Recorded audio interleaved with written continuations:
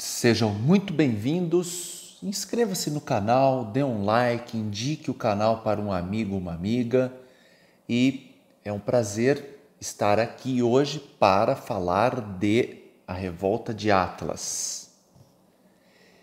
Simplesmente sensacional. Nós temos aqui um combo, com 3 tomos que somam aí 1506 páginas. Pois é. Como que funciona, o sucesso de um livro? Não só, é a questão numérica, e sim qualitativa, porque tem muita porcaria que vende bastante. Porém, esse livro faz parte de um seleto rol de livros que conseguiram vender mais que a Bíblia no ano de seu lançamento. Sim. Evidentemente que o livro sagrado passa de bilhões, em número de venda, aqueles que ainda conseguiram ser contabilizados. Evidentemente que tem muito livro, muita Bíblia vendida que não conseguiu ser contabilizada. Agora, quando o livro tem uma editora responsável pela sua edição e pela sua venda, aí fica mais fácil contabilizar. Evidentemente que depois que ele vira domínio público e já tem na internet em PDF, aí perde-se a conta, porque um baixa, manda para o outro, enfim. A Revolta de Atlas, outros livros que eu tenho aqui que eu já falei no canal, como por exemplo, O Ensaio sobre a Cegueira, 100 Anos de Solidão, O Sol é para Todos, 1984, enfim.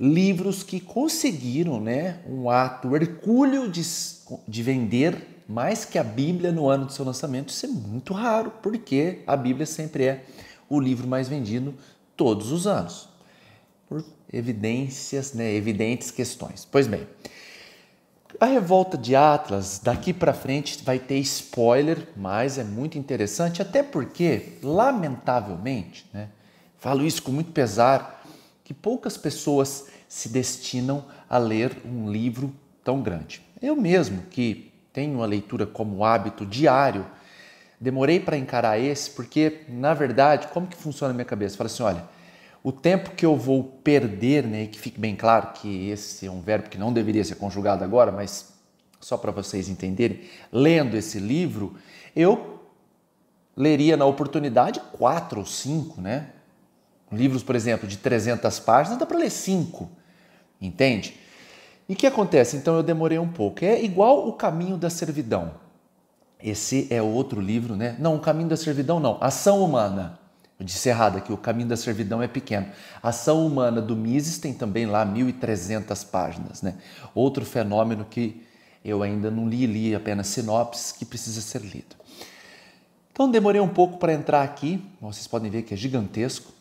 E quando você lê aqui 5 páginas, você já não consegue mais ficar sem a leitura. É sensacional. Você fica com a cabeça assim, eu preciso voltar a ler o livro, eu preciso voltar a ler o livro. Isso é interessante porque o livro que te desperta isso, ele não tem como ser ruim. E o contexto do livro se passa numa usurpação, que é aquilo que eu sempre falo aqui no canal, do Estado no tocante à sociedade. É o Estado entrando de forma agressiva, violenta, não no plano físico, mas no plano institucional, na vida do cidadão, daqueles que cumprem a ordem cívica. Então nós temos uma protagonista, que é a Dani, e um outro protagonista, que é Reading. São industriais do ramo, um do metal e outro de linhas férreas, no caso ela, e uma série de outros empresários e também de estadistas, e existe esse cabo de guerra entre Estado e sociedade. Pelo fato de ser um livro muito erudito e tal, dependendo o viés e o repertório que você tenha, você não consegue entender ao certo o que está tratando o livro. Vai parecer mais que é ali um romance, porque a protagonista vive um romance, na ocasião até com mais de um outro protagonista no livro, e isso é um pano de fundo para assuntos essenciais de uma sociedade livre ou que tenciona a ser livre. E de tanto usurpar essa relação Estado-sociedade, grandes empresários, industriais, profissionais, inclusive médicos e membros do próprio Estado, quando tem em mente, né, aquilo que se tem por justo na existência de um Estado frente à sociedade, começam a abandonar as suas funções profissionais e irem para um vale que se chama Vale do Gaut. Sensacional. O que é o Vale do Gaut? Olha que interessante. John Galt, um dos protagonistas do livro, é um trabalhador braçal, mas de uma inteligência simplesmente incomparável, insubstituível. E ele cria um vale onde, nesse vale, não existe nenhuma organização de Estado. É uma vida pura e simplesmente tutelada pelas relações individuais. É o paraíso, o famoso Eldorado, entende? Então, os empresários que estão sendo punidos pelo governo, pelo Estado, começam a ir para esse vale que o governo não sabe onde é. É no estado do Colorado, mas fica escondido. E quando Dani, que é a protagonista mulher do livro, chega nesse vale, e ela chega lá via acidente aéreo, que ela chega sem querer, ela descobre o paraíso. Então, as regras do vale são bem diminutas, existe liberdade, e ela se sente até incomodada, né, com a forma que as pessoas lá vivem, totalmente despojadas de pressão, de imposto, de tributação, de alvará, licença, fiscalização, todo esse estamento, essa parafernália, essa burocracia que o Estado põe na nossa vida, que, por exemplo, nós brasileiros, a gente não conseguiu, né, há várias gerações, viver com a liberdade que hoje acha que se tem e não tem. Você não consegue abrir nenhuma atividade. Por mais simples que seja, por exemplo, um cabeleireiro, né? Por exemplo, ali um salão para fazer a unha aí da mulherada, sem contador, advogado, alvará, taxa, inscrição, contrato, junta comercial, cartório, reconhece firma, tira cópia autenticada. É um inferno. E nesse vale não existe nada que precise de um crivo para existir. Olha que interessante. Hoje, se você pensar assim, eu vou empreender, não importa a sua atividade, não tem a menor importância. Você vai ter que carregar o peso do Estado nas costas, tá? Essa semana, né, eu gravo esse vídeo, eu não sei quando ele vai ao ar, mas eu estou gravando ele hoje. Hoje é dia 30 de novembro, né? Sexta-feira agora o Brasil já joga na última rodada contra Camarões, perfeito? Essa semana, a Receita Federal Brasileira publicou uma norma de auditoria real-time de grandes contribuintes. E não sei o que é mais absurdo. Pensa comigo, o que é mais absurdo? É você saber que está sendo fiscalizado real-time pelo Estado, ou essa fiscalização que foi publicada hoje, né? Hoje não, essa semana. Na última semana de novembro de 22, poder retroagir 2 anos. Mas o que é isso? Esse livro trata, entre tantos assuntos importantes, desse tipo de afronta, de desrespeito a garantias individuais, da nefasta usurpação que o Estado impõe de forma cogente à sociedade. É um livro de leitura obrigatória. A sua vida vai se dividir entre antes e depois desse livro, né? Aí eu já falei aqui, se você procurar aí no canal, vou tentar deixar aqui no card, de Inevitáveis Leituras.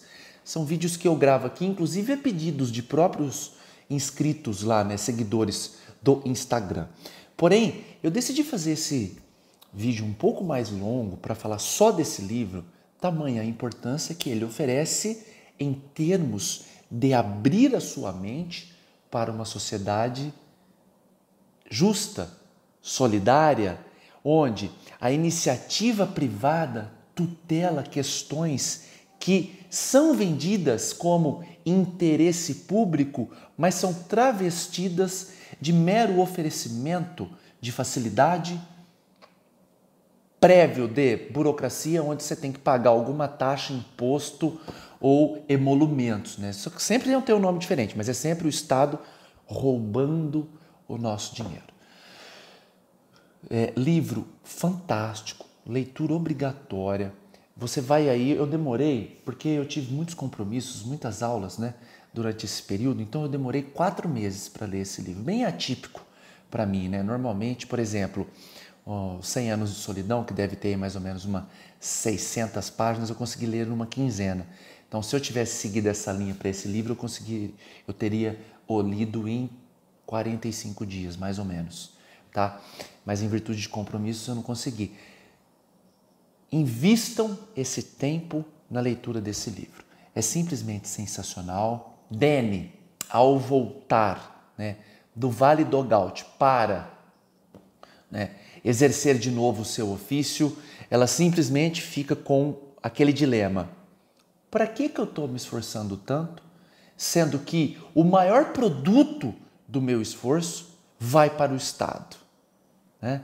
Hoje, aqui no Brasil, nós destinamos todos os anos, até dia 2 de maio, prestem atenção, para o pagamento de impostos, contribuições e essa caralhada de roubos, de subtrações que o Estado nos impõe.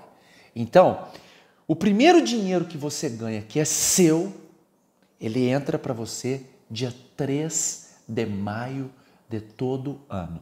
Até essa data, você trabalhou única e exclusivamente para pagar imposto. Essa norma da Receita Federal que eu disse há pouco vai ser para grandes contribuintes. Quem são grandes contribuintes? Aqueles que têm renda de bilhões, né? Faturamento. Aí você pode me dizer assim, mas, ô Maile, o cara ganha dinheiro pra caramba. Tudo bem, meu caro? Quantos funcionários que... Vamos pôr 1 bilhão, só um, que não é um só, tá? Eu acho que é 200, tá bom? Mas vamos lá. Quantos funcionários quem ganha 1 bilhão por ano tem? Quanto que ele paga de imposto? Quanto que ele paga de taxa, de alvará, de licença? O quanto ele é fiscalizado? Ele precisa de um núcleo, de um grupo de advogados para blindá-lo de problemas que o Estado tende a lhe causar. Ele precisa de um núcleo de contadores, né, contabilistas, controllers, para pagar menos imposto dentro do que é lícito, dentro do que nós temos de manicômio tributário. Esse cara tem que ser canonizado e não fiscalizado real time. Entendeu? O pensamento é diferente. O vídeo já ficou longo, fico por aqui. Obrigado pela audiência e vamos em frente.